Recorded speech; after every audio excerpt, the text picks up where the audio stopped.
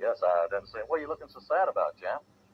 And I'm surprised at you. I mean, I'm really insulted. I mean, that's not right what you just said.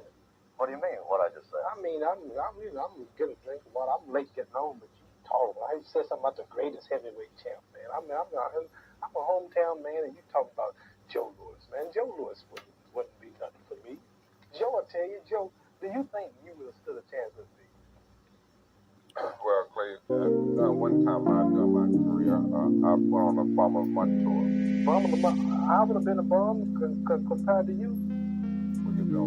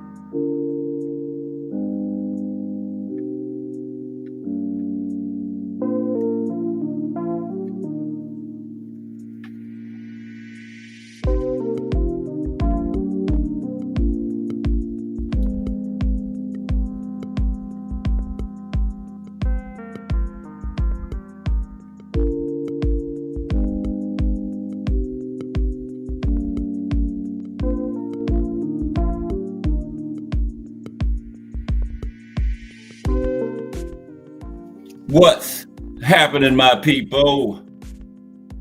It's Cash Sports again, back for another afternoon with the family. That's right. You know what time it is. If it's Monday through Friday, 2 p.m., it's the BOXERS, bringing you all that boxing history. Boxing is the greatest sport of them all. That's why we love it. Can't get enough of it. Miss Cass, the real Hattie, Kensaw Love One.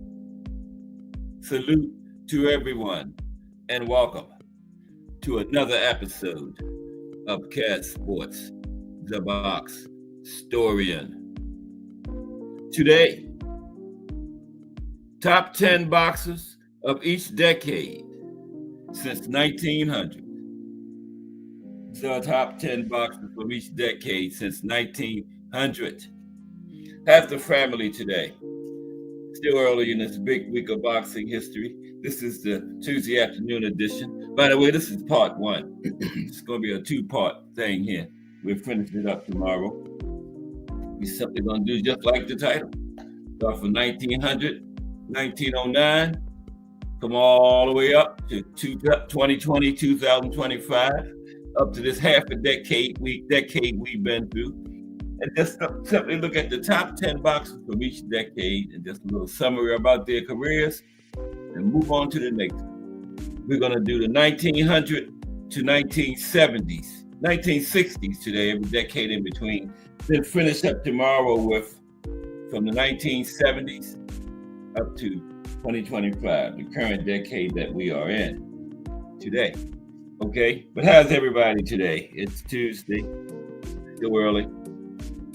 Tomorrow is going to be part 2 of the top 10 boxers from each decade. Thursday, we continue going around the world looking at different countries in alphabetical order.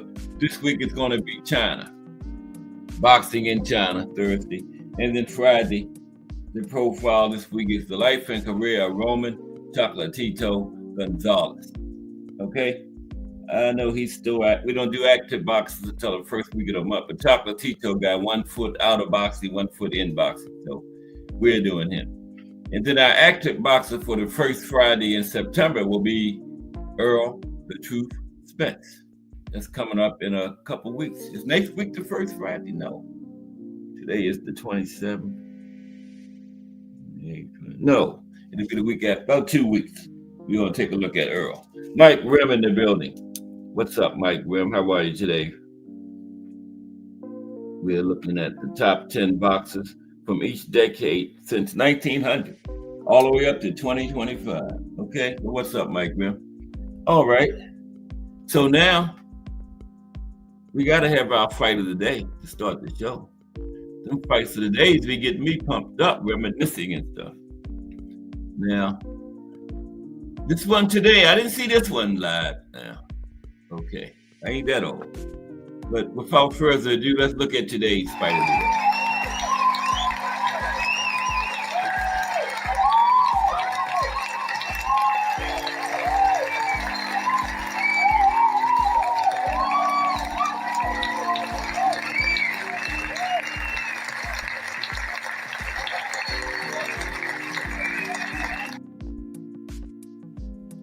See, I didn't watch that one on no TV or nothing. Okay.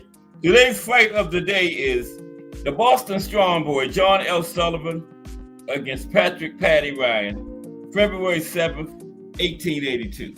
I figure since we're going back to 1900 and looking at the top fighters from that decade, we'll go back on the fighter today. 1882, right? John L. Sullivan was the last bare knuckles champion. And then when he started wearing gloves, he was the first glove champion. Because the gloves are mainly to protect the fighter's hands, you know. I mean, he was, you know, last gloves, he still was the best. I mean, if you're in bare knuckles and you're sea level, just because you go to glove boxing, you're still going to be sea level, right? Like all of a sudden you put on gloves, all of a sudden you're going to be A level. No, you're still going to be a sea level fighter. So John L. Sullivan was the best bare knuckle fighter and best in the glove when he started wearing gloves, okay? But that's our fight of the day today. The Boston Strong Boy, John L. Sullivan versus Patrick Paddy Ryan. Okay, what's up, Thomas Hill? Man, Thomas Hill, I know I was saying had to go yesterday when you remember you left out when we closed the register. I read at 4. Then you find Arnie and what's the guy name? Big time boxing guy. Man, we stayed on here till 5 o'clock, T Hill. Man, I can't think of the guy's name. He's always on all the channels. Jab Queen, Cam J. Yeah. Well, his name is right here. Shelton Moore came by, T Hill, and we stayed on here till 5 o'clock. Me, Shelton, and Define Arnie. And I was supposed to have been closing it down right after you left at 4, remember? Wow. But yes, Shelton came by. I couldn't close it down then. We talked for another hour. Then Define Arnie showed up. But yeah, but salute T Hill. And Donnie Williams just came in. I thought I saw Donnie's name. Yeah, Shelton Moore. Oh, T Hill must have been listening. Yeah, Donnie. What's up, Donnie Williams? Salute. Let's get into our fight of the day. We're going back a ways. 1800s. Again, the Boston Strong Boy, John L. Sullivan versus Patrick Paddy Ryan. February 7th, 1882. Okay? Okay, so let's get into it. That's John L. Sullivan right there on the screen there. Last bare knuckles champion, first glove champion. You know, Still the best. Like I just said, if you sea level in the bare knuckles, you're going to be sea level when you put on gloves. It's like all of a sudden the gloves are going to make you the baddest thing out there. Because the gloves are primarily to protect the fighter's hands, not the one getting hit, the one doing the hit, right? Okay. At the dawn of pugilism's gloved era, excuse me, championship claims were difficult to prove or sustain, absent reliable record keeping and a means to ensure prize fights could happen without police interference. By 1880, ever since Jim Mace had unified the British and American titles in 1870 and then gave up his crown to fight paid exhibitions, boxing had lacked a steady, recognized heavyweight champion. Now, eventually, Irish battler Patrick "Paddy" Ryan emerged as the new king. His 87-round war over perennial contender Joe Goss solidifying his claim. Yeah, 87 rounds, right? Wow. That's what gave him the title. 87-round win over Joe Goss made Patrick Ryan the king. Now, boxing was different back then, but its visceral brilliance would still be recognized today. Of that epic 87-round confrontation, the Cleveland Plain Dealer newspaper wrote, after the battle, Ryan and Goss plainly showed the brutal treatment they had received during this fight. Two more repulsive-looking objects it would be difficult to imagine. Deep gashes marred faces that never were classical in the first place, while swollen lips and black eyes evident the fierceness of the fight. Yeah, 87 rounds. You ain't coming out of there scratched up, neither one of them, right? Now, here and there over the naked breasts and arms of the men were stains of blood, which gave them the appearance of painted savages. Okay. And there's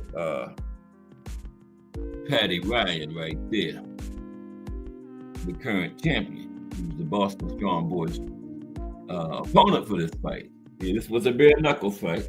Okay. Paddy Ryan. Paddy was his ring name. Patrick Ryan was his government given name. Okay. Now, between constant hand and facial injuries and navigating both the prohibition against pugilism or public distaste for boxing, being a prize fighter at that time was neither easy or glamorous. Thus, it is not difficult to understand why Ryan went on hiatus from the ring as America's heavyweight champion. Yet, the title remained his. He took a break, but he didn't get stripped or anything. It wasn't really anybody else to give it to, you know?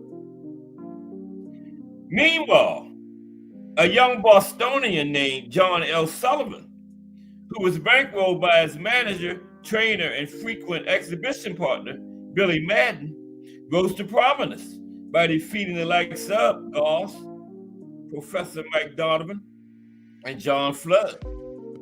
In 1880, Sullivan sent word through the press that he would fight anyone in America for $500, gloves or bare knuckle, because, you know, at that time, they were doing both, depending on the fighters in their teams, because the bare knuckle era hadn't ended, but the glove era had begun, so, you know, you was getting both bare knuckle fights and glove fights.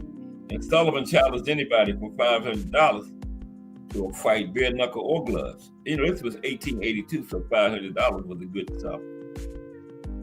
In a time where challenges were often issued through the press for months or years before fights could be gradually financed, this was significant braggadocio by John L. Sullivan. Okay?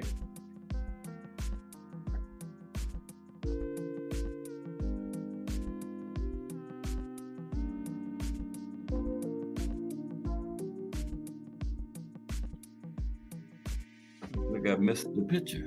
Oh, it is John L. Sullivan again. Okay. Yeah, I had it. I don't know what's going on. Yeah, oh shoot. Okay. Man, I just messed up. Bear with me for a moment, though. Hitting buttons. How is everybody? It's Tuesday. We're still early in this week of boxing history. Here we go. John L. and Patty. 1882. Wow. No, I wasn't born. Okay. Somebody was faking it. Okay, let's go. So there's another shot of John L. Sullivan right there. Okay, so you had issued the challenge to anybody for $500, gloves or bare knuckles. Didn't matter to John L. Okay. So when the Sullivan versus Ryan fight was announced in October of 1881, many expected Ryan, who was also a wrestler, to outsize the challenge. But there were reports the champion had recently suffered a hernia and was made to wear an uncomfortable truss as a result. Now he was weathered, and it was a fact that didn't escape him. My fight with Sullivan will be my last, he told the reporter shortly after the fight was signed. I meant to have retired before, but you know how it is. When you whip somebody, there's always somebody else turning up that wants to try his hand. And that's the way I am caught this time, by Sullivan. You're always somebody willing to challenge the champion. And Ryan just couldn't walk away, okay? So he called Sullivan's challenge. Rockaway Beach, not far from his adopted hometown of Troy, New York, was Ryan's training base, and where he sought to lose weight during the first portion of his camp. Now, meanwhile, the younger Sullivan, on his way to New Orleans, where it was hoped the fight would take place, made stops in major cities such as Louisville, Indianapolis, St. Louis, and Chicago. So Sullivan was kind of like having a good time because, taking the train down to New Orleans where they thought the fight was going to be. There wasn't no planes back then. He was taking the train and he stopped in all these cities on the way. Mm-hmm. Now there's an ad right there. There's Sullivan again. An ad for Blue Ribbon Tobacco. Send 10 rappers, Blue Ribbon Tobacco rappers, and get a free copy of this poster with no advertising on it, right? Wow. 10 Blue Ribbon rappers get a free poster of John L. Sullivan. Now, on December 21st, a 3-round exhibition with Charlie McDonald in New York gave Ryan a chance to earn some extra coin and gave his fans an opportunity to give him a proper send-off prior to leaving for New Orleans. Let me take a break. I can't get my throat right.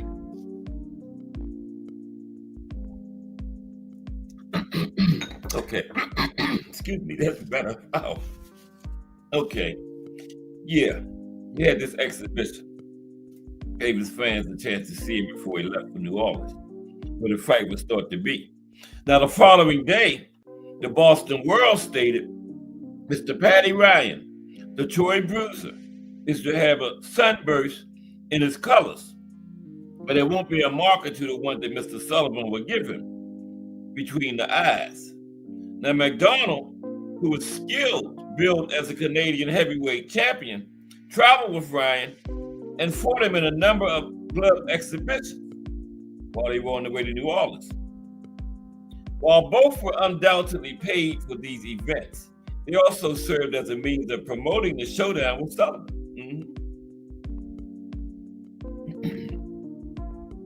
Meanwhile, Richard K. Fox, the proprietor and editor of the popular Police Gazette magazine, was Ryan's financial backer, and the publication supported his claim as the true heavyweight champion.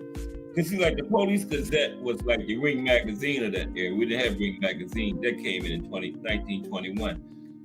And so this guy, Richard K. Fox, was the owner of it. The Police Gazette gave the rankings and listed the current champions. They were like the Ring magazine before Ring magazine of that era.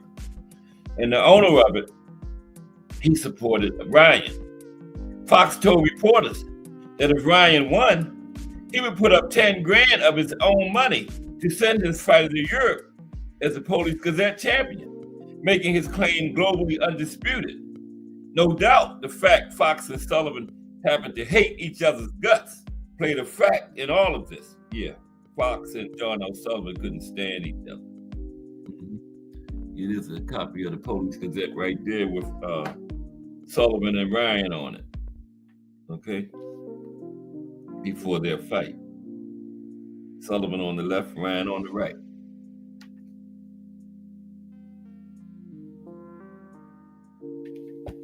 The location of the fight was in question right up until it finally took place.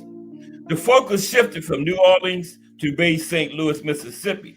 But just when the fight looked to be a lock and Sullivan started training there, the state legislature threatened to pull the plug, forcing the fighters to gravitate back to New Orleans.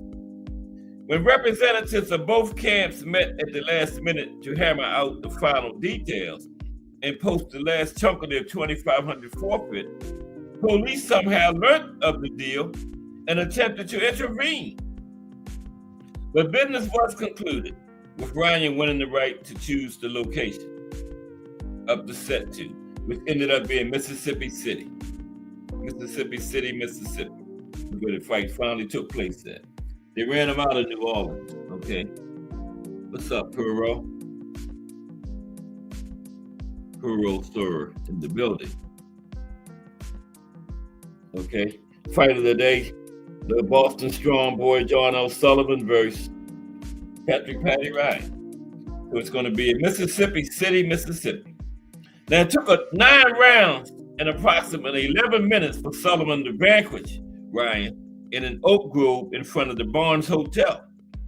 Under London prize ring rules, a round ended when one or both fighters are put down, including wrestling takedowns. You could grab a fighter and throw him down back then.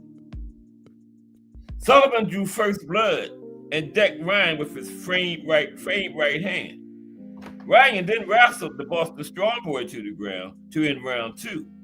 But the exertion of the maneuver sapped Ryan's energy, and he found himself thrown about in clinches thereafter, despite his wrestling background.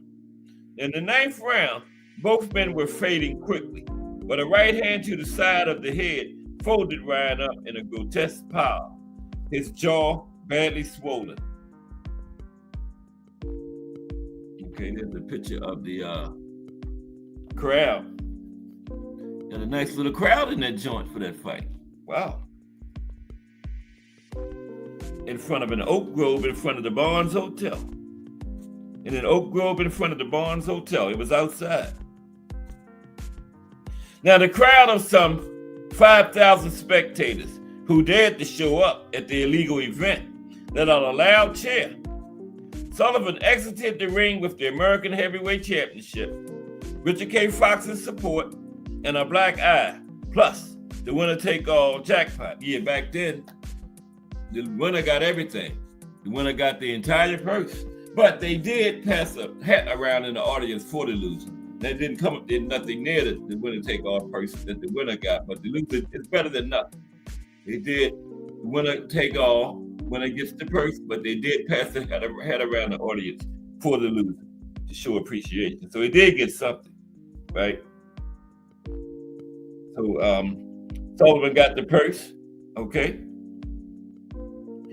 For his part, Ryan claimed he was quitting the fight game altogether, but true to form, decades before it would become an unfortunate stereotype, boxing pulled him back in. He later dismissed the loss to the Boston Strong Boy, blaming it on his trust coming undone early in the fight. Now, the link between the more primitive form of pugilism and the glove martial art under Queensberry rules that boxing evolved into is Sullivan, while Fox was instrumental in prepping the U.S. public for the sport's eventual rise to prominence in only a few short decades. And it all started with Sullivan versus Ryan in an oak grove in Mississippi City. Okay, there you have it, the fight of the day today. John L. Sullivan versus Patrick Patty Ryan. Okay. So today we're gonna talk about the top 10 fighters in every decade since 1900. Okay.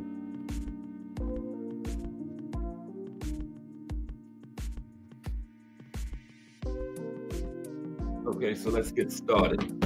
Let's go with today's show. We're going to start at 1900 and we're going to come all the way up to 2020 to 2025. It's a little half a decade we're in, but it's going to be two parts. Today is 1900 to the 1960s. Then tomorrow is going to be 1970s on up to now, 2025. Okay? Are you ready? Let's get started. All right. And everything's set up here. Here we're going to start at 1900. Okay. Right there from left to right. That's Sam Langford. Now, some fighters going to represent two different decades. Now, Sam Langford fought in 1900 to 1909 and 1910 to 1919.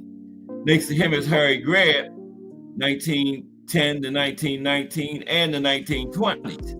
Next to him is Henry Armstrong, made his main work in the 1930s, and of course on the far right is Sugar Ray Robinson, 40s and 50s, and briefly in the 60s. Okay, but by the 60s he was shot, just a shell of himself. But he did fight for 5 years to 1965, 1940 to 1965, 25-year career for Sugar Ray Robinson. Yeah. Mm-hmm. But yeah, by then he was done. By the 60s. He didn't win any kind of titles or anything in the 60s. He just fought in the 60s, right? Yeah. The 40s and 50s. He could have stopped fighting at the end of the 40s and made the Hall of Fame. Or he could have not even fought in the 40s and started in the 50s and made the Hall of Fame. Yeah, he was probably number one in both those decades as far as the best boxer. Mm-hmm. Could make a case for Sugar Ray being number one in the 40s and the 50s. Man, this is crazy. I'm just looking at this thing like 1:45. Now I can't find it. Okay, bear with me for one moment, please. Here we go. You just got to be patient. That's all.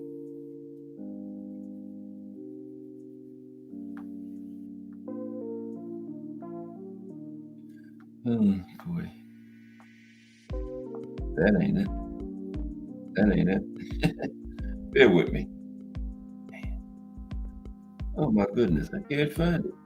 This would be crazy if I can't find my article. Okay, bear with me. It should be right in here, man. I was just looking at it. Why would it not be there? There's that. Here we go.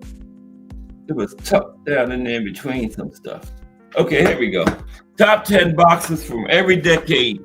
Start with 1900 all the way up to the current 2020s. Today, 1900 through the 1960s. Right? There's on the screen those four great fighters. Way back. Anybody come in before we get started? No, let's go. Okay. So we're going to start with 1900 to 1909. It's the first decade. Okay. Number one. 1900, 1909 is Sam Langford. Sam Langford.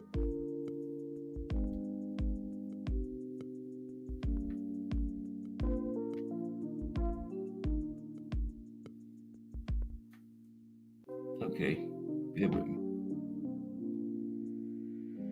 Sam Langford. Here we go. Wow. Now, Sam Edgar Langford was a Canadian boxing star who fought from lightweight to heavyweight. during his 24-year career. Nicknamed the Boston Terror and the Boston Tar Baby, Langford was a devastating puncher who could fight at any distance. He defeated many world champions and famous boxers of his time, including lightweight champion Joe Gans. And speaking of Joe Gans is number 2. Yep, number 2. Joe Gans.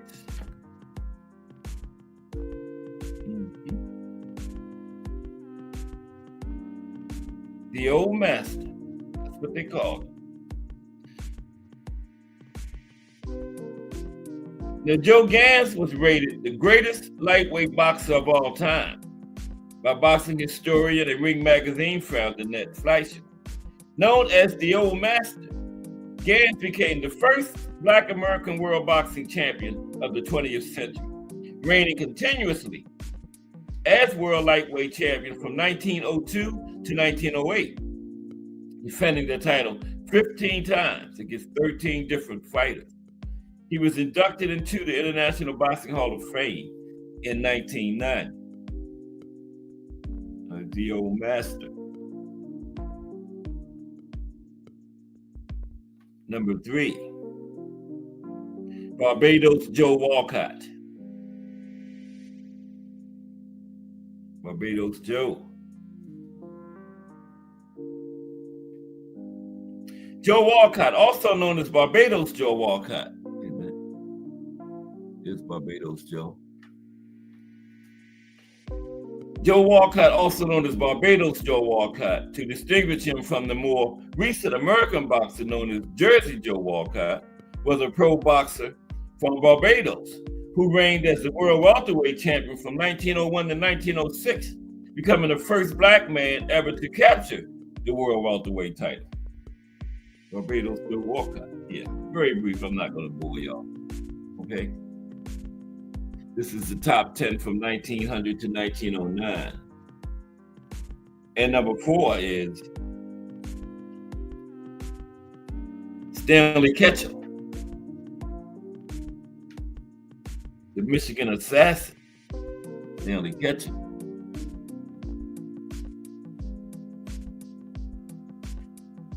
Born Stanislaw Kikau, Stanley Ketchel was an American pro boxer and world middleweight champion, nicknamed the Michigan Assassin. Raised on a Michigan farm, he left home young and became a saloon bouncer and amateur boxer in Montana. Turning pro in 1904, he earned his nickname for his aggressive style and knockout record. Some boxing historians consider him the greatest middleweight fighter ever, the Michigan Wolverines, Stanley Ketchel. Okay. Number 5, Jack Johnson.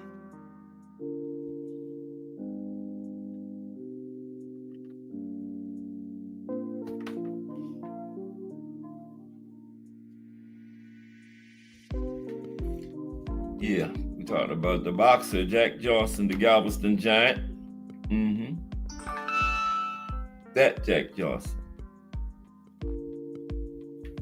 Gave me some guitar player. Yeah, this Jack Johnson right here.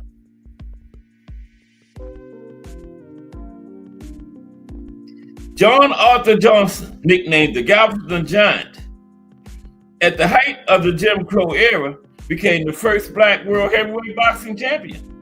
His 1910 fight against James J. Jeffries was dubbed the fight of the century. Jack Johnson. Number 6, Abe Attell. Okay. Abe Attell.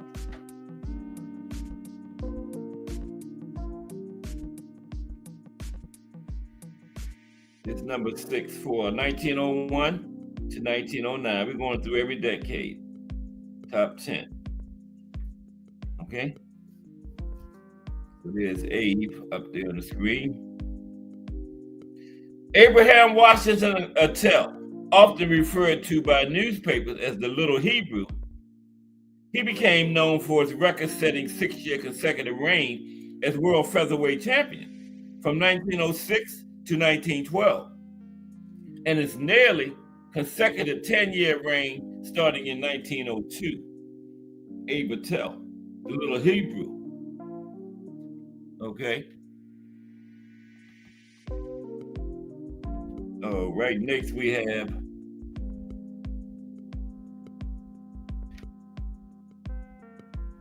Jack Blackburn.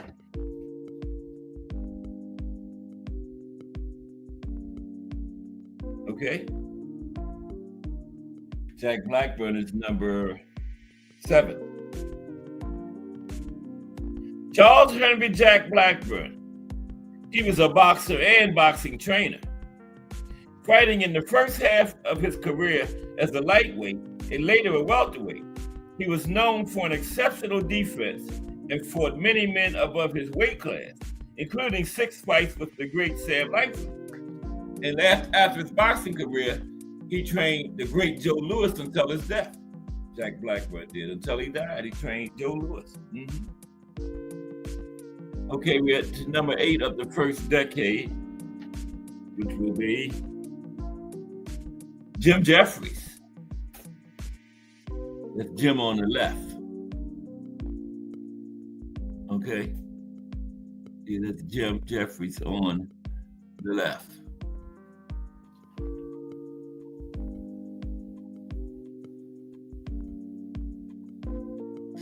I don't think I got that's not Jim Jeffries, but we're at Jim Jeffries' is number. No, Battling Nelson. Right. That's Battling Nelson on the left. Okay, yeah. Battling Nelson is next. Right. Battling Nelson. Yeah. Okay. My bad. Oscar Matthew Battling Nelson. He was a Danish-American pro boxer who held the World Lightweight Championship. He was also nicknamed the Durable Dane. Battling Nelson. Now, number 9 is Jim Jeffries. Okay, yeah. Jim was next. Yeah, I get ready to say, there is Jim. Right there. Yeah, Jim was next. Okay? Yeah.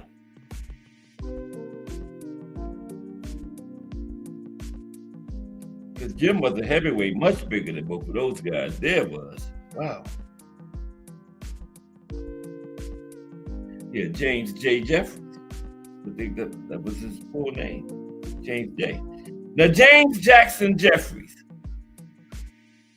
He was a world heavyweight champion from 1899 to 1905. Nicknamed the Boilermaker, he was known for his strength, stamina, and ability to withstand punishment while wearing down his opponents. Born in Ohio, Jeffries moved to Los Angeles as a child and began his pro boxing career in 1896. He won the heavyweight title in 1899 by defeating Bob Fitzsimmons and successfully defended it multiple times over the next 6 years. And he was the one they tried to get out of retirement to take the title back from the first black heavyweight champion, Jack Johnson. And yeah, Jack really battered him. But see, James J. hadn't fought in 5 years. Now, a regular fight, consistently regular fighting James Jeffries, I don't think he would have beat Jack Johnson, but he would have gave him a better fight. But they coached him in. He didn't want to come out of retirement first, but they coached him out of retirement after not fighting for 5 years, and he lost. And then finally, from 1901 to 1909, the top 10. Number 10 is Jim Driscoll. That's Jim right there. Jim Driscoll. Okay. James Driscoll, commonly known as Peerless Jim. He was a Welsh boxer who learned his trade in the boxing ring and used it to fight his way out of poverty. Driscoll was British, a British featherweight champion, and won the coveted Lonsdale belt in 1910. Jim Driscoll. Okay, now let's go to 1910 to 1919, the next decade up. We're going to go all the way up to the 60s today. Then tomorrow will be 70s all the way up to 2025. Yeah, we're going to do this little half a decade we've been through, 2020 to 2025. It's still 2025, right? Fast as this time going. You know, got to be sure that we haven't changed over to 2026 yet. Okay. I went down there messing with the music. Now I can't get back to where I was at on. Oh, yeah, Peerless Jim. Right. It's Peerless Jim right there. Okay. Let's go to 1910 to 1919, the next decade up. And first man for that decade is the great Harry Greb, the Pittsburgh Windmill. There he is. Yep. Had one of the name always in the conversation when you're talking about the greatest middleweights of all time. Harry Greb's name is always in the conversation. Okay. Always. Yeah, man, these lights are crazy. Where Bruce Gas, Boxing, Jazz, and more. Crush the Legend, Way Up the Exploding Fist Ninja, Shelton Moore. I had to refresh the chat. Yeah, I'm gonna give Shelton a wrench because you know some people get wrenches right away. You know, big time boxing guy. Oh, wait a minute. Oh, damn. Yeah, Bruce. Wait a minute, man. I was trying to give Shelton a wrench and mess around and took Bruce Gases. We can't have that. Sorry, Bruce. It's back. Damn, man. It said Bruce Gas is no longer a moderator, but he's back. And now Shelton Moore is too. Yeah, we're going to get some lake time about 3:30. Okay, Shelton, you good. You should be dressed in blue next time you say something. Okay, we're going to 1910 to 1919. The first man is Harry Greb, the Pittsburgh Windmill. There he is. But salute, I missed a whole lot of people. Crush the Legend, Bruce Gas, Shelton Moore, and the Way Up the Exploding Fist Ninja. Wow. See, sometimes you got to go out and come back in, or you know, the chat don't move when you're up here. I don't understand that, man. Like it was froze right on the last Thomas Hill when Thomas Hill came in. It had showed nobody else coming in after that. We had Crush, Bruce Gas, Shelton, and Way Up the Exploding Fist Ninja came in. Wow. Oh, big supporters. I can't miss them. Okay, let's talk about Harry Greb. And the Way Up the Exploding Fist Ninja is all the way from the UK. Yep. Harry Greb. Now, he had the ring name derived from spelling his real name backwards. His real name was Berg, right? He got Greb from spelling Berg backwards, right? And he was also called the Pittsburgh Windmill for his aggressive, free-swinging style. His constant barrage of punches from all angles resembled a locomotive chugging, and he had the stamina to keep it up, right? Greb was also known as the Smoke City Wildcat and the Pittsburgh Bearcat. He was elected to the Ring Magazine Boxing Hall of Fame in 1955 and the big one, International Boxing Hall of Fame in 1990, inaugural year in the old timers category. And his most common nickname is the Pittsburgh Windmill for the great Harry Greb. When you're talking about middleweights, greats, he's usually like top three. And then number two, Sam Langford again. We already talked about him. So some fighters can be in 2 decades. Sam was number 1 for 1901, 1900, 1909, and number 2 for 1910 to 1919. So we're going to move on past Sam to Jimmy Wald, number 3. That's Jimmy Wald on the left there. Yeah. Him and Lou Tendler, I believe. Oh, boy, I'm out of place. Wow. There we go. There's Jimmy Wald. This man started fighting at 98 pounds. His highest weight was, he might have got up to like 108 or something. And guess what? He like number 3 pound for pound puncher of all time on Ring Magazine. Never fought over 110 pounds. Yep. But he was a bad man. Jimmy Wald. He could punch. Called him the Mighty Atom. Okay. William James Wald. He was a Welsh boxer and world champion who competed from 1911 to 1923. Known as the Mighty Atom and the Ghost with the hammer in his hand. He held the World Flyweight Championship and the National Sporting Club's British Flyweight title simultaneously from 1916 to 1923. His first pro fight was in 1911 when he knocked out Ted Roberts in 3 rounds. The Mighty Atom or the Ghost with a hammer in his hand. Jimmy Wald. Okay. Number 4, Packy McFarland. Packy McFarland. Okay, there's Packy up there on the screen. Patrick McFarland, nicknamed Packy, was an American boxer in the lightweight and welterweight divisions. Now, despite an extraordinary winning record, he was unable to secure a fight for either world title. Not only never won a title, but never even got a title shot. Packy McFarland didn't. Wow. That's crazy, man. Never got a title shot in his career. Packy didn't. Number 5 is the great Benny Leonard. Benny Leonard. It's amazing because this man, we talking about 1910 to 1920, right?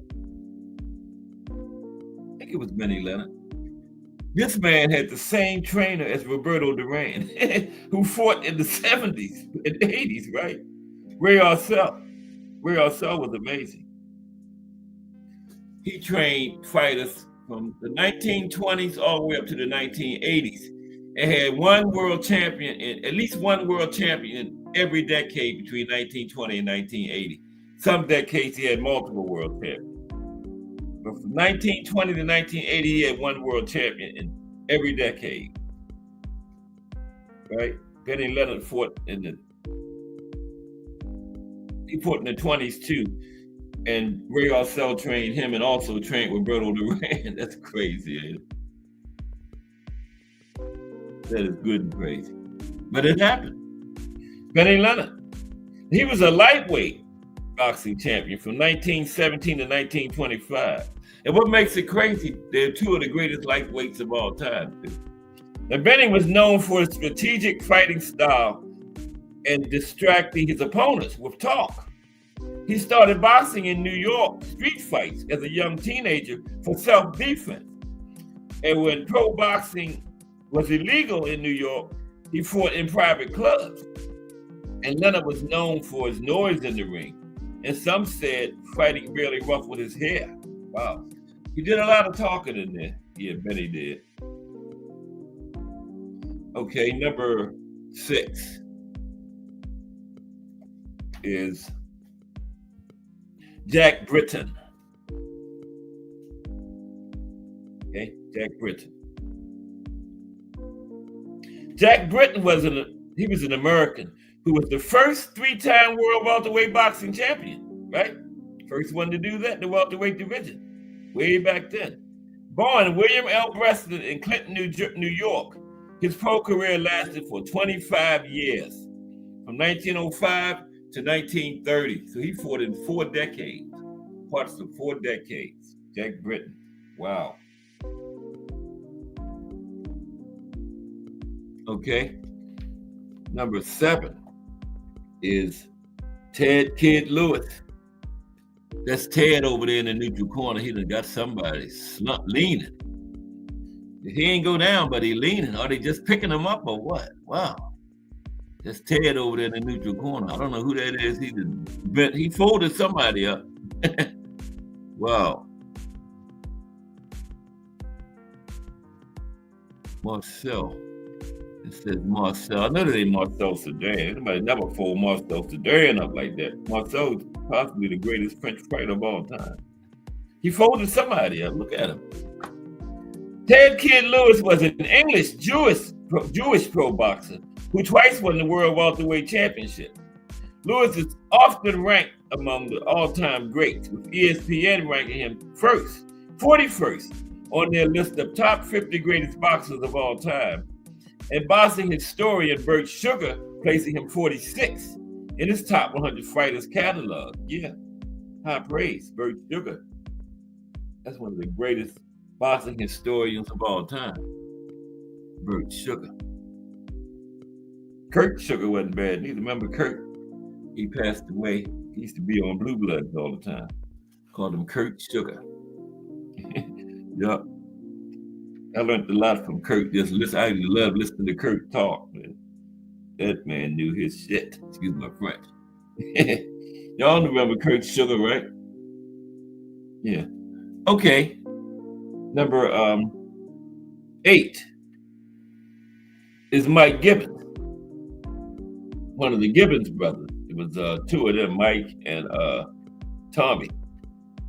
Tommy is on here somewhere. Yeah. Yeah, Tommy is probably might be in the 20s. Yeah, both of the Gibbons brothers were good fighters. Mm-hmm. Yeah, let's talk about Mike, though. He's first. That's Mike on the right. On the right. Michael J. Gibbons.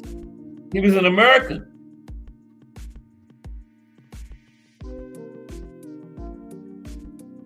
He competed from 1908 to 1922. The brother of heavyweight Tommy Gibbons.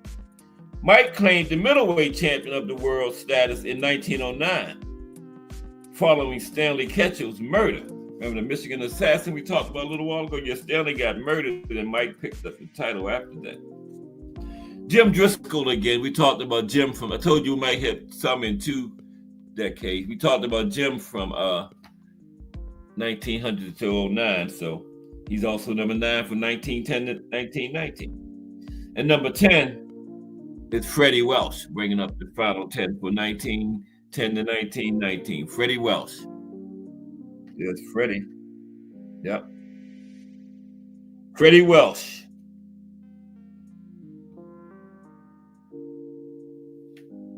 Now, Freddie Welsh was a Welsh World Boxing Champion. Wow, he had to change his name to that, man. He was a Welsh fighter. Bear with me for a minute. I don't know what's going on there. Equipment malfunction.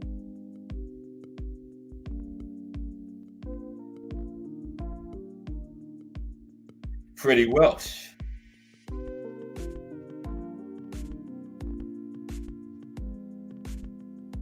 There we go. Freddie Welsh was a Welsh World Boxing Champion. The lightweight boxer was born in Pontypridd, Wales, nicknamed the Welsh Wizard. He was brought up in a tough mining community. Welsh left a working class background to make a name for himself in America. Okay, now we go to the 1920s. We had some honorable mentions for this decade. Harry Wills, Les Darcy. In the first decade, we had a couple honorable mentions too. Terry McGovern. So let's go to the 20s. Okay, for the 20s again, Harry Grab. This is his second decade. He's number one for the 20s. I don't think he was number one for the last decade. Remember? Let's see, what was Harry? Harry was number one, yeah.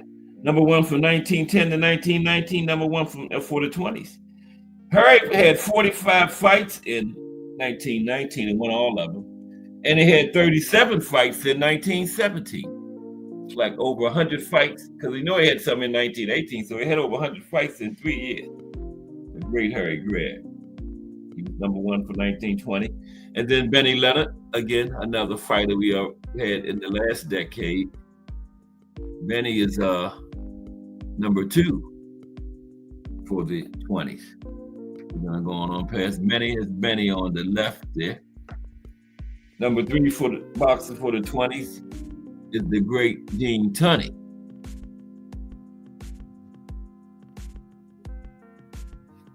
Gene Tunney.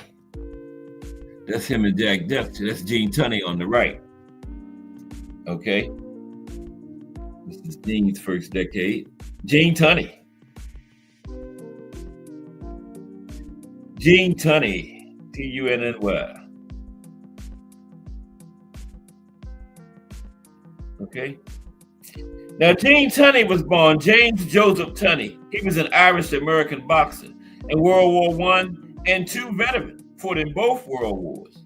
Known for his strategic and methodical fighting style, Tunney held the world heavyweight title from 1926 to 1928 and the American light heavyweight title twice between 1922 and 1923. Tunney's boxing career began after World War I, where he won the American Expeditionary Forces Light Heavyweight Championship while serving in the Marine Corps. He was a Marine. Number four, the toy bulldog, Mickey Walker. There's Mickey on the left. Mickey Walker.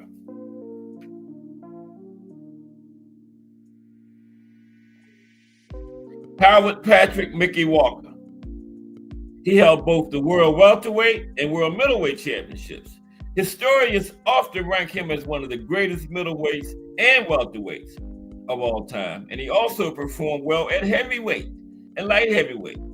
Known as the Toy Bulldog, Walker was known for his left hook and right hand and recorded 60 knockouts. Number five for the 20s. Maybe he should have been higher, but Jack Dempsey, the Manasseh Mauler. Okay? Jack Dempsey.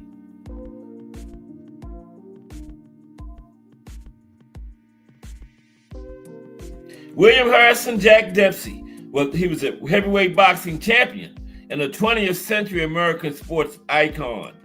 Nicknamed the Manasseh Mauler after his Colorado hometown, Dempsey held the title from 1919 to 1926. Known for his exciting fights and powerful punching, Dempsey's machine fights often broke attendance and financial records. He was inducted into the International Boxing Hall of Fame in 1990. Before boxing, Dempsey worked as a cowboy, miner, and farmhand. He was boxing around the same time Babe Ruth was playing baseball, and guess what? Jack Dempsey was the most popular athlete in the United States, more popular than Babe Ruth. Yes, he was. He was the one that really brought boxing into the mainstream, Jack Dempsey. Okay. Number six, the great Tiger Flowers, first black middleweight champion. There's Tiger on the right, him and Harry Greb there. Tiger on the right. Tiger Flowers. Theodore Tiger Flowers, nicknamed the Georgia Deacon. Besides Tiger, also the Georgia Deacon. He rose to prominence in the early 20th century, becoming the first black world middleweight boxing champion after defeating Harry Greb to claim the title in 1926. That's him and Harry right there. Okay. 7. Tommy Hearn. No, damn. Tommy Loughlin. I'm talking about Tommy Hearn. in the 20s. Tommy Lockwood. Wow. Tommy Lockwood. Okay. Not Tommy Hearns. Tommy Hearns wasn't even born yet. For a few decades. 20. Okay. Thomas Patrick Lockwood. Former world light heavyweight champion. The statistical boxing website BOXERS lists Lockwood as the number 7 ranked light heavyweight of all time, while the Ring magazine founder Ned Fleischer placed him at number 4. That's high praise, BOXERS and especially Ring magazine, the Bible of boxing. Okay, now here's Mike Gibbons' brother. Okay, those are the two brothers for it. Tommy Gibbons. Tommy was a heavyweight. Okay, Mike was middleweight. Yeah, Tommy was the bigger of the two. I think Mike might have been the oldest. Yeah, Thomas Joseph Gibbons, American heavyweight boxer. Okay.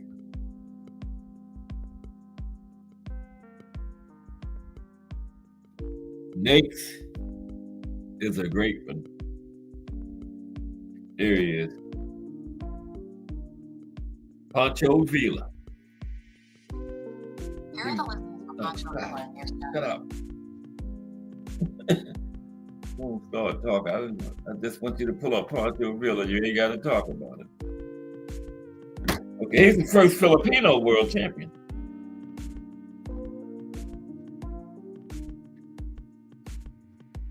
Pancho Villa. Here are the listings for Pancho Villa near Stafford. Thank you.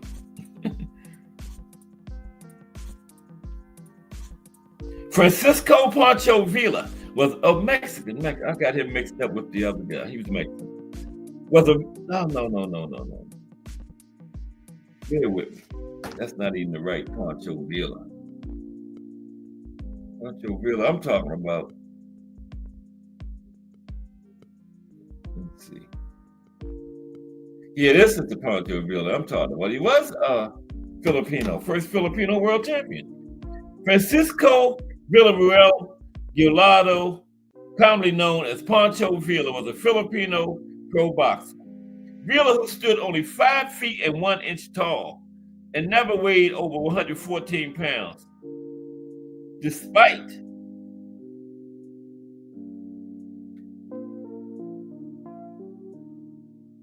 the racial discrimination of that time, rose from obscurity to become the first Asian to win the World Flyweight Championship in 1923, earning a reputation in some quarters as one of the greatest flyweight boxers in history.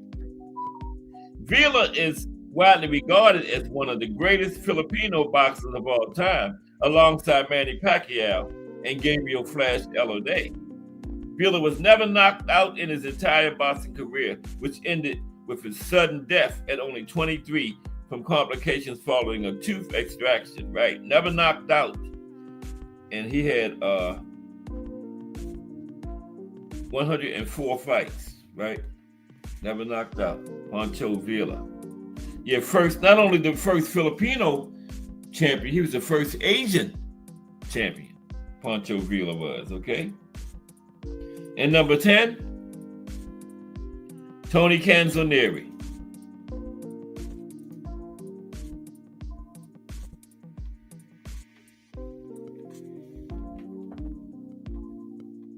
Here's Tony. 3 o'clock. So what is it? 1, 2, 3, 4, 5, 6. Yeah, that's right on time. Right on time. Tony Canzonieri was an American pro boxer, a 3-division world champion. He held a total of 5 world titles.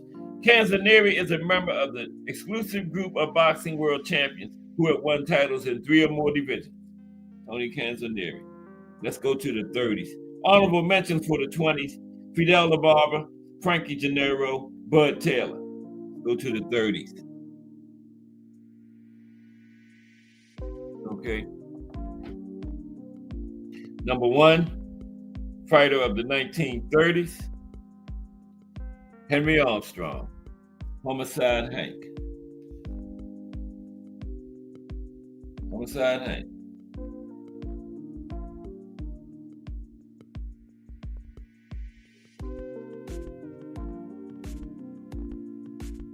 Ethan Dews. What's up, Ethan? How are you? Jack Dempsey is your great grandfather, Ethan Dews? Wow. Ooh. Yeah, you got a famous Jack. Where the Exploded Fist Ninja said, which lady was your great grandmama? Maxine Gates, Estelle Taylor, Hannah Williams, or Deanna Piatella? Yeah, because Jack, your grandfather was a player, Ethan. Mm-hmm. He played with them Hollywood starlets. Yes, he did. Ethan, no disrespect, man, but he played with them Hollywood starlets. Ethan know that. He know his great grandfather was a player. But salute, Ethan. Appreciate you. Like and subscribe, please. Yeah, the 30s. Homicide Hank, number one fighter of the 1930s. Okay. Now we might have to stop at the 50s today because we're gonna get some link time at 3:30. Henry Armstrong born Henry Jackson Jr. was a pro boxer and world champion who held titles in 3 weight divisions at once, a feat unmatched by any other fighter before or since. Known for his aggressive, relentless fighting style and 101 knockouts, he earned the nickname Homicide Hank. Armstrong started boxing at a local gym in St. Louis, where he impressed with his skills and defeated a more experienced fighter. Mm-hmm. I think it might have been his first day in there. Some kind of story like that. Okay, number 2, he beat out Joe Louis for number 1 in the 30s. Yeah, Joe, yeah, but he's number 2. Joe Louis. Joe Louis. Mm-hmm. Yeah, I would say Homicide Hank was number 1. 3 titles and 3 different weight classes at one time. Almost had 4, except for a controversial draw. I almost had middleweight. Mm-hmm. Of course, Joe Louis Burrell, nicknamed the Brown Bomber. He was a heavyweight. 1937, 1949. He was born in Alabama, but he was in Detroit when his career played out. Moved there as a child, right? And he worked as an auto assemblyman before going to boxing. Won his first title in 1934, I believe. No. Amateur in 1934, right? First pro title was 37. And Lewis dominated boxing's golden age, 1930 to 1955, defending his title more times and holding it longer than any other boxer in history, the Brown Bomber. Okay, number 3 in the 30s is Barney Ross. There's Barney Ross. Yeah, we might stop at the 50s today and then finish up tomorrow. Okay, do 6 one day and 7 one day, 67, 80s, 90s, 2010, 2020. Yeah, that's 7. Yeah, do 6 today and 7 tomorrow. But this is a 2-part thing here. You're the great Barney Ross, though. Now, Barney Ross, he held world championships in 3 weight classes from flyweight to welterweight, and he was a decorated veteran of World War II. In his time, he was known as the Pride of the Ghetto. Nickname Pride of the Ghetto. Okay, Tony. We talked about Tony in the last decade, remember? Canzoneri. So let's go on past Tony. Tony was number 4. 5 for the 30s. Right there. Jimmy McLaurin. Yeah, Jimmy McLaurin is number 5. He was an Irish pro boxer. 2-time undisputed welterweight champion. Jimmy McLaurin. Okay. Number 6.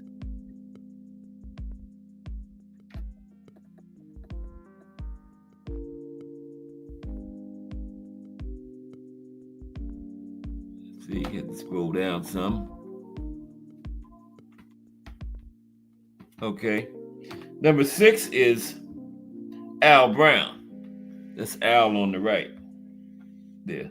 Okay. According to IMDb, Al Brown was born. I don't need to hear all that. Stop it.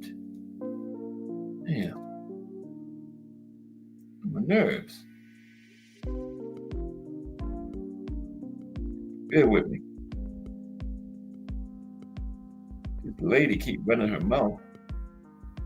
Just pull the person up. I don't need to hear you talking about it. I'm going to do the talking about the person. You just pull them up, lady. Okay, Al Brown. Alfonso, guess what his nickname is? Teofilo. That's the only other person I ever known, Teofilo. Teofilo. Not Teofimo. He got the same one as the other boxer, Teofilo Stevenson. But close. Alfonso Teofilo Brown, better known as Panama Al Brown, was a Panamanian pro boxer. He made history by becoming boxing's first Latin American world champion and is widely regarded as one of the greatest bantamweight boxers in history. First Latin American world champion, the man on the right there, Al Brown. Yeah. Number 7 is the great Kid Chocolate. There's Chocolate. Kid Chocolate. That man there. Now, his real name was Eligio Sardinas Montalvo, right? Ring name was Kid Chocolate. He was a Cuban boxer. Held the world junior lightweight title from 1931 to 1933. He fought as a pro from 1927 to 1938, 11 years. Born in Havana, Cuba. He was 168 centimeters tall with 165 centimeter reach. He was trained by Mo Fleischer and managed by Luis Gutierrez and Just Lozada. That's probably in the 60s. 5-something height and 60-something reach. I don't know what centimeters equivalent to feet and inches, but 168 centimeters tall and 165 centimeters reach.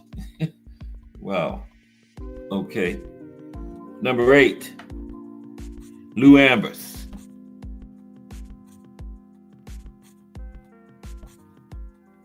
There's Lou. Lou Ambers. We're in the 30s, top 10 fighters of the 1930s. His name was Luigi Giuseppe Ambrosio. Also known as Lou Ambers was his ring name. He was a 2-time undisputed world lightweight champion. Fought from 1932 to 1941, a 19-year career. He fought many other boxing greats such as Henry Armstrong and Tony Canzonieri. Yeah, those are 2 huge names in that era. Next is the great Benny Lynch. Yeah, Benny Lynch. These are the top 10 fighters from every decade. Benny Lynch. Here we go. Benjamin Lynch, known as Al Benny, right? He was a Scottish fighter. Benny Lynch was from Scotland. Bear with me. I lost Benny. I got him back. Yeah. He was known as Al Benny, right? He was a Scottish pro boxer. Fought in the flyweight division. He's considered by some to be one of the finest boxers below the lightweight division in his era, and has been described as the greatest fighter Scotland ever produced, Benny Lynch. And number 10 for the 1930s,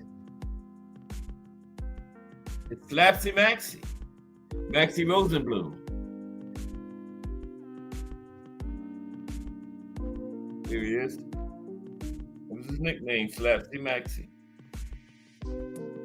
Max Slapsy Maxie Rosenblum was a light heavyweight boxer and actor, known for his open glove style. That's where he got the nickname from. Rosenblum won the World Light Heavyweight Championship in 1930 and held the title for 4 years until 1934. Though a weak puncher, he was a skilled defensive fighter who relied on hitting and moving to score points. Journalist Damon Runyon dubbed him Slapsy Maxie due to his unique style, which some questioned as true pugilistic artistry. Yeah, he had the slap style. Okay, B3 picks. Let's get these last 2 decades in there. We got some big heavy hitters in here. I want to get some link time. Now, B3 picks us into the building. What's up, B3? How are you today? Okay, let's go to just the top 10 fighters, B3 for each decade. Now, some honorable mentions from the 30s are Max Smelling, Jack Kid Bird, and Freddie Steele. Let's go to the 40s. Okay, 40s and 50s. We're going to do the 60s through 2020s tomorrow. Okay, Sugar Ray Robinson, number 1 for the 40s. Okay, Sugar Ray. Of course, Sugar Ray on the left-hand side there. Sugar Ray Robinson. There we go. Of course, Sugar Ray, his real name was Walker Smith Jr., right? Fought from 1940 to 1965, and of course considered by many to be the greatest boxer of all time. He was known for his speed, power, and footwork, right? Won the world welterweight title, 1946 to 51, and the middleweight title 5 times. And Carmen Basilio was hating. He said, hey, Sugar Ray, the only reason you won it 5 times was because you lost it 4 times. But Sugar Ray Robinson fought Jake 6 times. Okay. Number 2 for the 40s is Ezzard Charles. Ezzard Charles. There's the Ezzard. Yep. Ezzard is number 2 in 1940. Ezzard Mac Charles, nicknamed the Cincinnati Cobra. He was an American boxer who competed from 1940 to 1959. He won the AAU National Middleweight title in 1939 and turned pro the following year. In 1941, he defeated an aging Joe Louis by decision, gaining worldwide recognition as heavyweight champion. What is the middleweight, light heavyweight, and heavyweight throughout his career. And what gave me respect about Ezzard was he went into the Army during World War II. And like Sugar Ray Robinson and Joe Louis, they was gonna let Ezzard fight exhibitions. He wasn't gonna see no combat or anything, right? Just go around to the different bases fighting exhibitions. But Ezzard said, no, I don't want no special treatment. I want to be like a regular guy. He fought on the front lines, right? So I gave a lot of respect for him for that. He didn't want no special treatment as a boxer. Ezzard went and fought on the front lines. He had to be crazy. I said, man, I do the exhibitions. But I respect Ezzard for that, man, yeah. Yeah. Number 3 for the 40s, Willie Pep. There's Willie and Sandy Sadler. Willie Pep. He was born Guglielmo Papaleo, known as the Will-O-the-Wisp. He was a dominant boxer with an agile, lightning-fast style and exceptional footwork. His defensive strength was his ability to hit and move away before his opponent could retaliate, right? Beginning in 1940, and he won the featherweight title just 2 years later, 1942. He beat Chalky Wright. And then we got Joe Louis again for the 40s, of course. We already did Joe for the 30s. Number 4 for the 40s. And then number 5, Charlie Burley. Murderous Road Fighter, Charlie Burley. Okay, there's Charlie.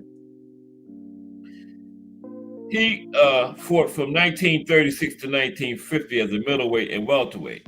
He never won a world championship, never fought for one. Some consider him an uncrowned champion.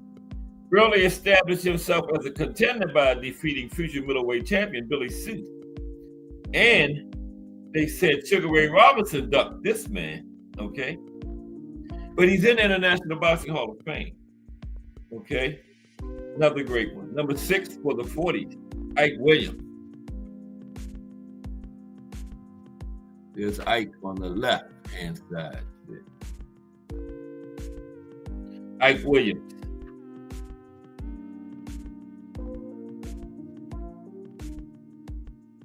Hiram Hank Williams. Did I say Hank Williams or Ike Williams? Pulling me up here, man. They gave me Hank Williams, the old country and western man. Somebody might want to hear about Hank, but not today. We're trying to get to Ike Williams, the pro boxer. There's Ike. Okay, Ike Williams. Now, he was known as a Trenton Tornado. He was a lightweight world boxing champion. Okay? We can do this. Then another murderous road fighter, Holman Williams. There's Holman. Holman was a world welterweight and middleweight boxing contender. Member of the infamous Murderers Row, a group of highly skilled black fighters who were never able to get a world title shot. Yes, so was Charles Burley. Number 8, Jimmy Bivens.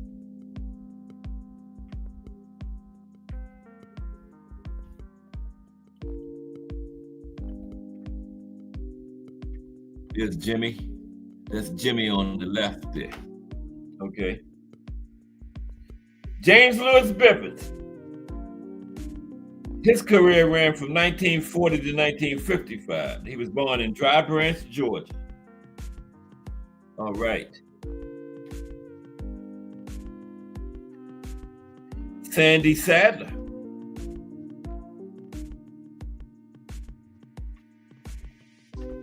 There's Sandy and Willie Pep again. Sandy on the left. They had a 4-fight series, became great friends afterwards, you know.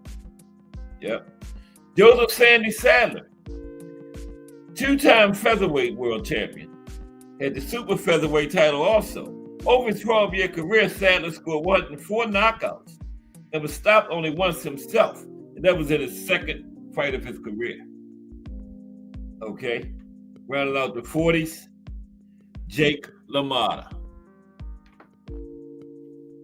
Okay, we're gonna do the 50s, then we're gonna finish up tomorrow. 2-part show. Okay, Jake, I know to start early tomorrow.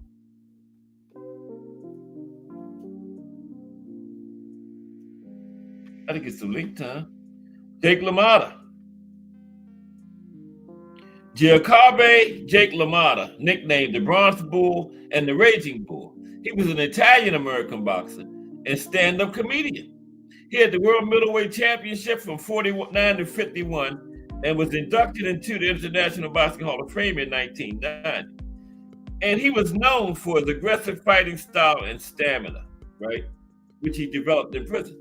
Fought Sugar Ray Robinson 6 times. Let's go to the 50s. Some honorable mentions from the 40s: Marcel Cerdan, the great French fighter, Billy Conn, Manuel Ortiz. And for the 50s, Sugar Ray is number 1 again. Okay, shoot on past Sugar Ray. Number 2 for the 50s, Rocky Marciano, The Rock. Of course, Rocky Marciano, what do we need to say?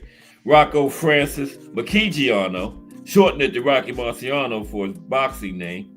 Heavyweight champion from 52 to 56. Only heavyweight champion to retire undefeated. So I think Usyk probably going to end up doing it too. Usyk has some at cruiserweight too, but still heavyweight, retired undefeated. Rocky was known for his aggression and resilience. He won 43 fights by knockout, 87.7% knockout rate. He defeated legendary opponents like Jersey Joe Walcott and Joe Louis.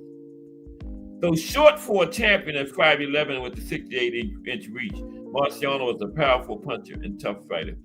68-inch reach is the shortest reach for any heavyweight champion in history. Still is 68 inches. Number 3, talking about the top 10 fighters of the 1950s. Archie Moore, the old mongoose slash old mongoose, Archie Moore. Okay. He was a boxer and trainer, reigned as the world light heavyweight champion from 1952 to 1962. He's still the longest reigning light heavyweight champion in boxing history, Archie Moore. Okay. Number 4, Pascual Perez. Why did it even show Archie more? There's Archie.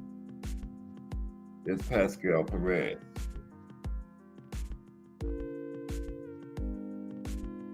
Pascual Gross Perez was oh no, that's the baseball player. Y'all remember him? I think he played for the Cincinnati Reds. Back when they had the big red machine.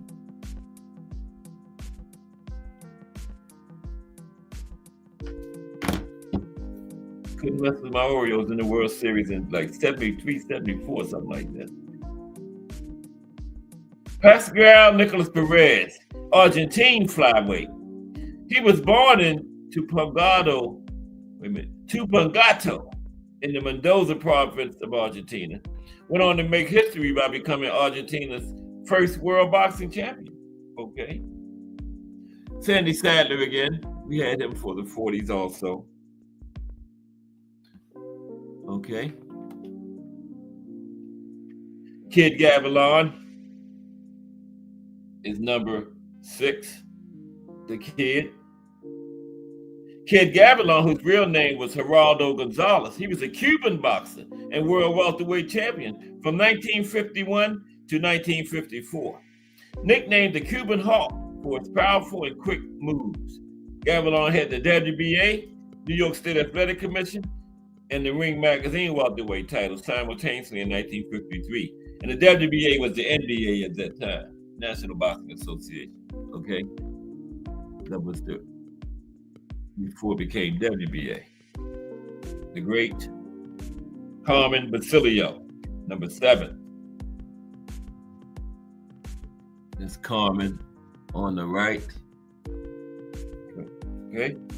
He was a New York-born boxer and 2-time world champion. He had both the welterweight and middleweight titles. Juan Carmine Basilio. He grew up on an onion farm and served in the Marine Corps before turning pro as a boxer in 1948. 1955, he won the welterweight title from Tony DeMarco. And in 1957, he defeated the great Sugar Ray Robinson for the middleweight title. Yeah, he beat Sugar Ray. Mm-hmm. Number 8, Ezzard Charles again. We had him in the 40s, remember? Didn't we? Yeah. Number 9 is another one of them great 50s middleweights, Gene Fullmer. 50s had to be the greatest decade for middleweights. Had to be. Gene Fullmer. Get a brother, Don Fullmer, that boxed. Get right to the end and start acting up on me. Gene Fullmer is number 9. Well, Gene. There we go. Lawrence Gene Fullmer was a 2-time world middleweight boxing champion. He fought in the 1950s and 60s. Nicknamed the Utah Cyclone and the Mormon Mauler, Fullmer's pro record was 55 wins, 24 by knockout, 6 losses, and 3 draws. He was inducted into the International Boxing Hall of Fame in 1991. That was the second year of his existence. And finally, for today, we're going to do the 60s up to now, tomorrow. Today's final person is Joe Brown. Joe Brown. We're going to get some link time in a moment. Yeah, Joe Brown. Joseph Roger Brown. Wrong one. Yeah. 2-part show. Tomorrow we'll look at the top 10 from the 60s all the way up to the current 2025.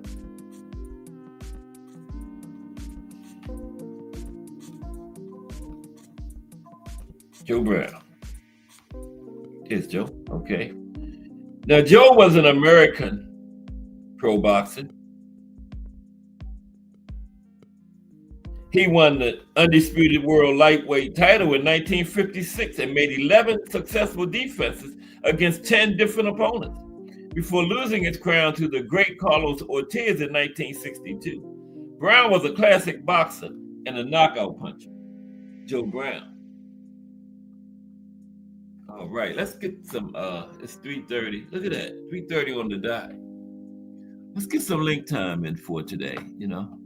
Everybody is welcome to hit the link. Okay. Yeah. Tomorrow we will do the 60s through today, and I'm gonna start a little bit early since I know, now it took till 3:30, so we might forfeit the I do the fight of the day tomorrow. No, I had a good one for tomorrow. We'll get it in. Okay. Yeah, but part 2 tomorrow on Cast Sports the Box Historian, bringing you all that boxing history. This link, these likes thing are crazy. I don't know what YouTube or StreamYard, whoever be doing, man. Remember I doing the chat, I said I had 24 likes, and then I finished the show, I got 19. So what happened to my other 5 likes? Somebody took the like back. 5 people took the like back from me. No, that's YouTube. I don't know what be happening, but that happens. It's crazy. I don't know how that happens, but yeah. I know I said I had 24 because I heard it when I was listening to the playback. But then I finished the show, I had 19, but it's all good. It's all good. Okay, here we go.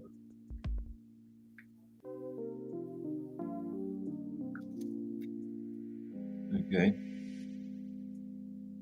It says, you talking about Jimmy Bivens, Way Up This Loaded Fist Ninja? When you say underrated? You must be talking about Jimmy Bivens. I can't get this off the screen now. Got the link in. Come on, there we go. I'm not a technology person, man, at all. But yeah. Yeah, tomorrow, like I said, we're gonna go from the 60s to the now, on up through 2025, top 10 fighters of every decade. Okay. Yeah. We will. And then of course Thursday is we do our countries. We're looking at every country. We're going around doing different countries, alphabetical order. Thursday is China. Not doing everyone, just one good boxing history and stuff. China had a pretty good history. Thursday is China we're going to do, right? Boxing in China. And then Friday, we look at some of the top boxers that came out of China, little history.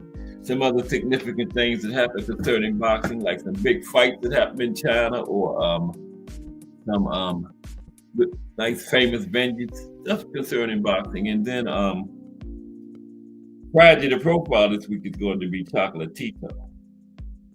Now, no, it's not time for our active boxer yet the first week, but Chocolatito got 1 foot in and 1 foot out, so we're going to treat him like he's a foreman. But he got a fight coming up in November, I think. But then when we do our first Friday, our active boxer this month, it's going to be Earl the True Spence. Yeah. But Chocolatito Friday. For the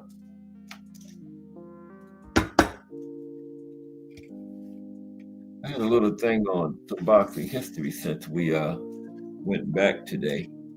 Let me go glance over that.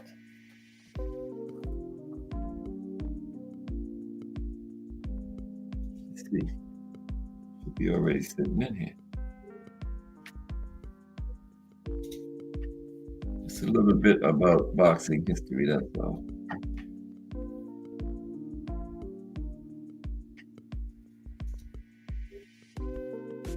How is everybody?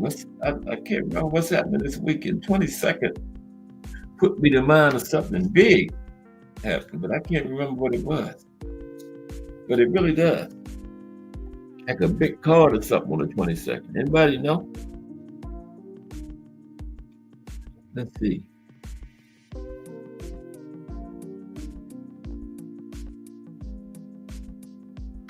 What are the true origins of boxing history?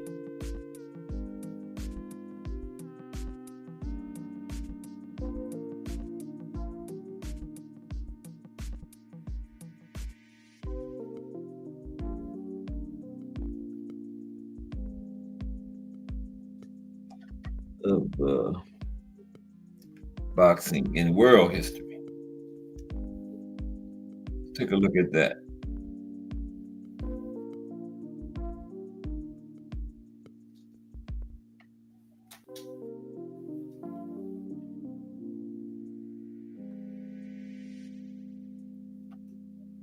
Okay.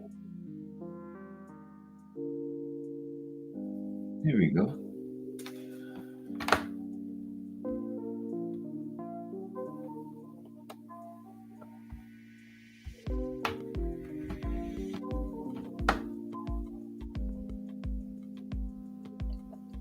Oh, there we go.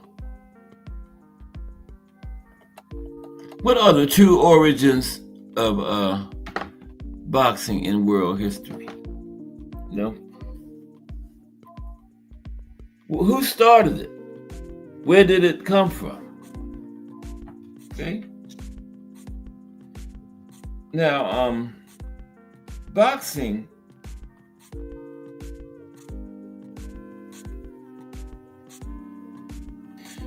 Now, the earliest accepted boxers in the sport we know were all centered in Great Britain.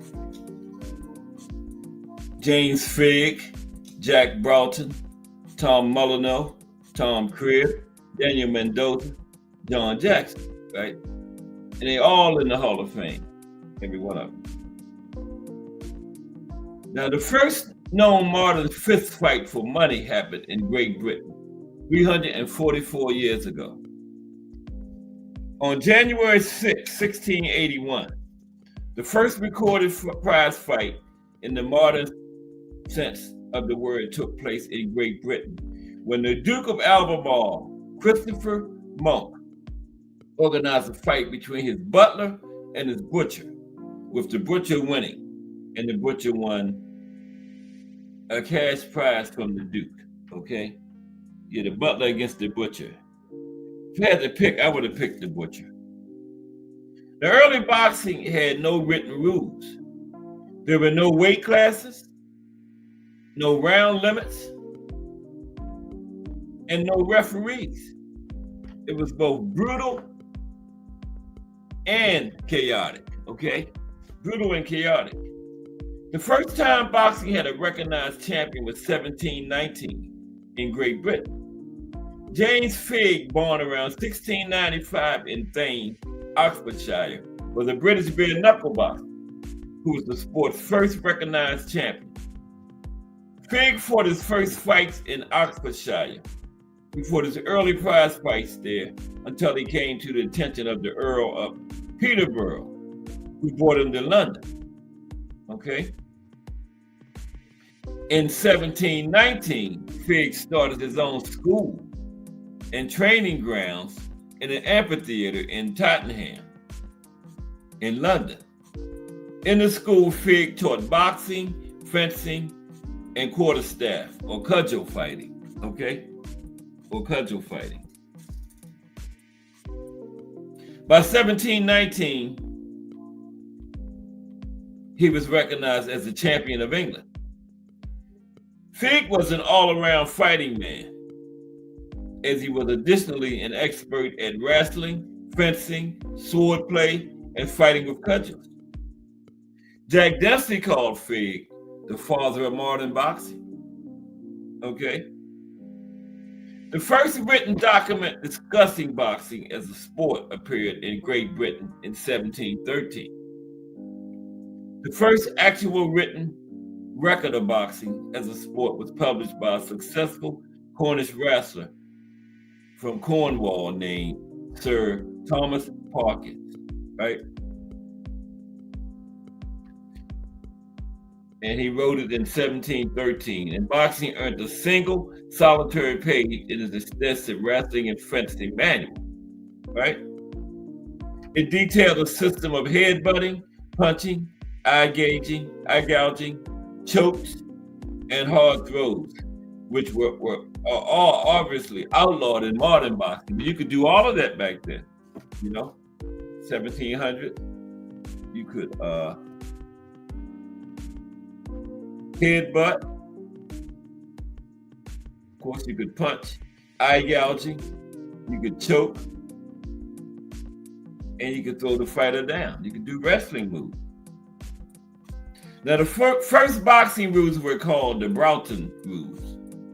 Boxing's first known formal rules were introduced by champion Jack Broughton in 1743 and lasted until the Queensberry rules.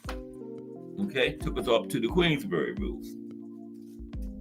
Jack Broughton trained under James Figg and carried on his legacy both as a teacher and fighting man. It was that legacy that led him to create the first boxing rules, the so-called Broughton rules, okay? Broughton's clear invention was to protect fighters from crippling and deaths in the prize ring. Under the Broughton rules, if a man went down and could not continue after a count of 30 seconds, the fight was over, okay? In a 30-second count back then. Now, striking a fighter who was down or grappling below the waist were banned for the first time under the Broughton rules, right? Broughton is also credited with inventing the first boxing glove called mufflers. These were a form of padded gloves which were useful in training and exhibitions. Yet when he first invented the gloves, they weren't even used in fights, just training and exhibitions, right? They weren't used in fights.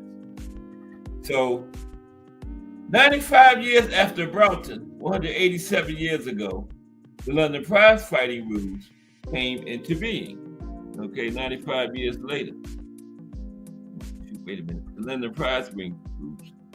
Damn, I hit my own link. I'm already on the stage. I'm gonna take it off because I gotta go at 4. I don't want nobody hitting it now. It got too late. Oh, it's gone. Oh shit. Oh, now I deleted somebody. Who message did I delete?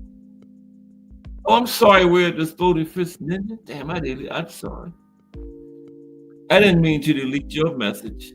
I was trying to delete the damn link. I'm sorry. All that good stuff that Exploding Fist Ninja be putting in there. I deleted his message. Sorry about that. It said Jimmy was very underrated. I'm gonna write it back in there.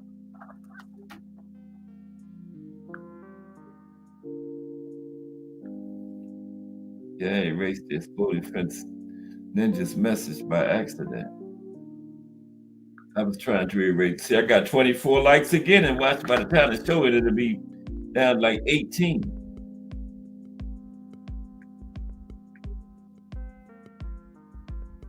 Let me put the Exploding Fist Ninja's comment back.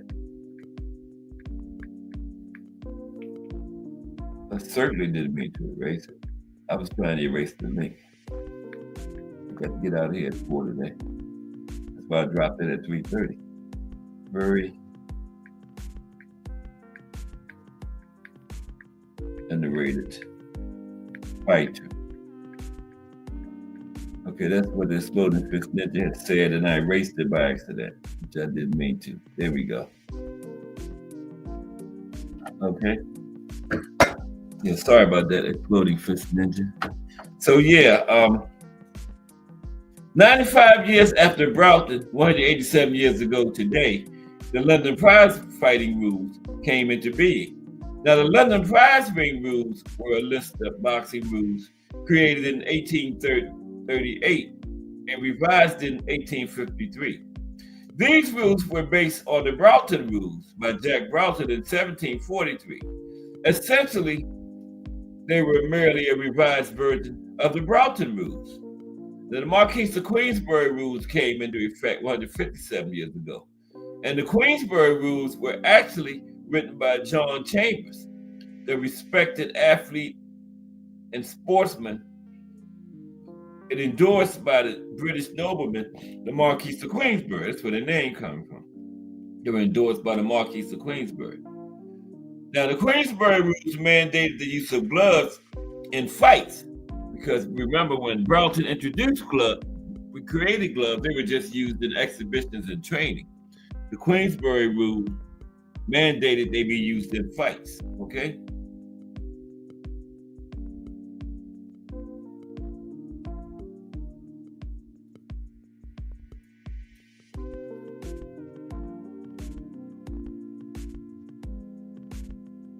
Now, they stipulated only the 4/5 could be employed to strike with, and the fight must now be a stand-up match. No throws or continuation on the floor, as had been common practice before. No wrestling, throwing, striking, or kicking, with fixed rounds of 3 minutes with 1 minute of rest. Only 3 men in the ring. That's the referee and the two fighters. Because before, say you bet on a fighter and your fighter losing, a lot of times people from the audience would jump in the ring and help their fighter out. So the Queensberry rule said only 3 men in the ring, the referee and the two fighters. Established in 1867, the Queensberry rules began to be followed from then on. So bare knuckle fights continues to this day. They never stopped bare knuckle fights, but they didn't become as common as they were. But now they got, we got bare knuckle boxing now. Just as the London prize ring rules had been a revision of the Broughton rules, the Queensberry rules were just a further revision. Jack Dempsey was the first champion of the modern sanctioning era. Jack Dempsey. Yes, Jack Dempsey was the first champion recognized formally by law. The New York State Athletic Commission was founded in 1916 by the New York legislature and took over sanctioning boxing in 1920 when the Walker Law in New York legalized prize fighting. Because up to then, the prize fighting had been banned in New York. And the New York State Athletic Commission, when they were founded, the Walker Law reinstated prize fighting. The National Boxing Association, NBA, was subsequently established in 1921 by other U.S. states through either their legislatures or by executive order to counter the influence of the New York State Athletic Commission. The NBA was formed when they felt they needed something else. You couldn't just have this one sanctioning body running everything, So the first officially recognized and sanctioned heavyweight title fight was the Dempsey fight against Georges Carpenter. I think that was 1921, first $1 million gate. That was the first fight, or heavyweight title fight that was officially sanctioned. Okay?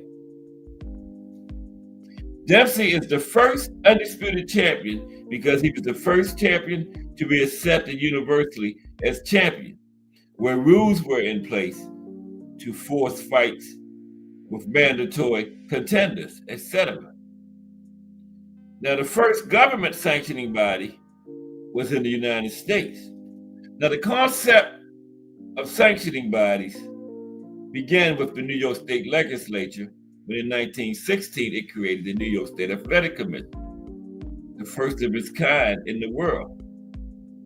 Now, the New York State Athletic Commission was founded in 1916 by the New York Legislature and took over sanctioning boxing in 1920 when the Walker Law in New York legalized prize fighting. The first non-government sanctioning body was the National Boxing Association, came into being to counter the New York State Athletic Commission. Today, there are 4 universally recognized official sanctioning organizations. WBA, founded as the National Boxing Association. WBA was the first non-government sanctioning body. The first entity to sanction a business is the National Boxing Association, right? Which was subsequently established in 1921 by other U.S. states. So either their legislatures or by executive order to counter the influence of the first official government body to regulate boxing, the New York State Athletic Commission. The NBA is today the World Boxing Association. Now the WBC, the World Boxing Council, okay? The rival World Boxing Council, the WBC, was initially established by 11 countries: the United States, Puerto Rico, Argentina, the United Kingdom, France, Mexico, the Philippines, Panama, Chile, Peru, Venezuela, and Brazil on February 14th, 1963. Okay? February 14th, 1963. Founded in Mexico City, today the WBC remains headquartered in Mexico City. The IBF, International Boxing Federation. The IBF became the third non-government sanctioning body in 1983. The International Boxing Federation, the IBF, formerly the United States Boxing Association, a regional championship organization, came into existence in 1983 at the WBA's annual convention held in Puerto Rico, when Robert W. Lee Sr., president of the USBA, lost in his bid to become WBA president, right? Lee and others walked out of the convention and decided to organize a third world-level organization to coexist with the WBA and the WBC. Just what we needed, another sanctioning body, right? But this guy got upset because he lost the vote for president and said, I don't have to be president of the WBA, I'll form my own sanctioning body. And that's what he did. And then the WBO, World Boxing Organization, came into being after a group of Puerto Ricans and Dominican promoters walked out of the 1988 WBA annual convention in Venezuela over disputes regarding what rules should be applied in title fights. So they got mad because of the argument over the rules, and then they formed the fourth sanctioning body. Right? That's crazy. Modern boxing originated 344 years ago in Great Britain and continues to be a dominant place in the sport today. Okay. So tomorrow we are going to continue talking about the top 10 fighters in every weight class. I should have kept one today, instead of dropping the link. But tomorrow, no, better. We'll just continue on through till we finish. Thanks, everybody. Forget the link. Okay, yeah. I should have. My plan was to go through the 60s today. I should have just went on and went with my plan, but it's okay. We'll finish it tomorrow. So tomorrow is going to be part 2 of the top 10 boxers of each decade, 1900 on.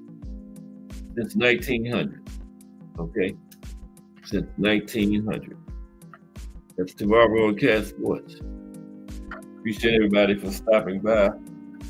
See if I still got my 24 likes. I had 24 yesterday, they took them away. Let's see.